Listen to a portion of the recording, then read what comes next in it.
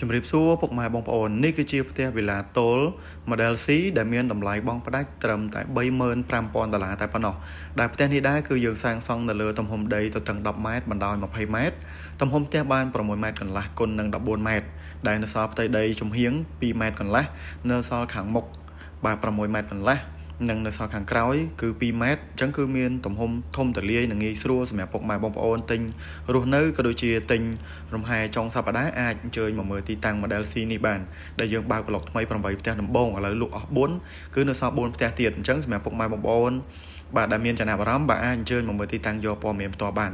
ផ្ទះនេះគឺនៅខាងក្នុងគឺយើងទលាយស្អាតមែនទែនពុកម៉ែបងប្អូនដោយដែលពុកម៉ែបងប្អូនបានឃើញអញ្ចឹងគឺ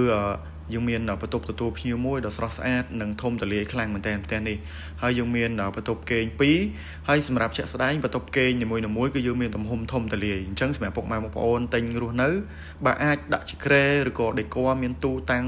គឺអត់ចង្អៀតទេដោយសារបន្ទប់នីមួយៗគឺយើងមានទំហំធំបាទហើយយើងមានកន្លែងទទួលទានអាហារនិងផ្ទះនេះគឺយើងមាន free ជូនបាទទូចក្រានលើក្រោមមួយឈុត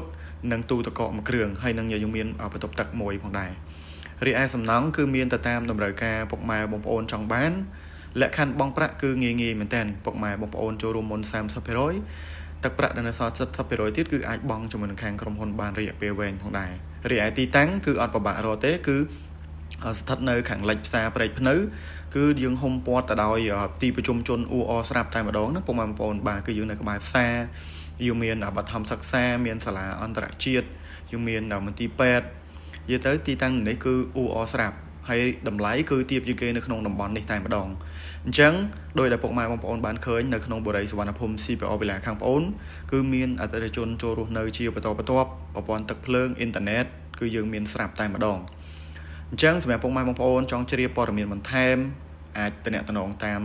រយៈលេខនៅខាងលើឬក៏ឆាតចូលក្នុង page ក្រុមការងារនឹងចាំផ្ដល់ព័ត៌មានភ្លាមៗនៅពេលនេះដែរខ្ញុំបាទវិសាលសូមអរគុណនិងសូមជម្រាបលា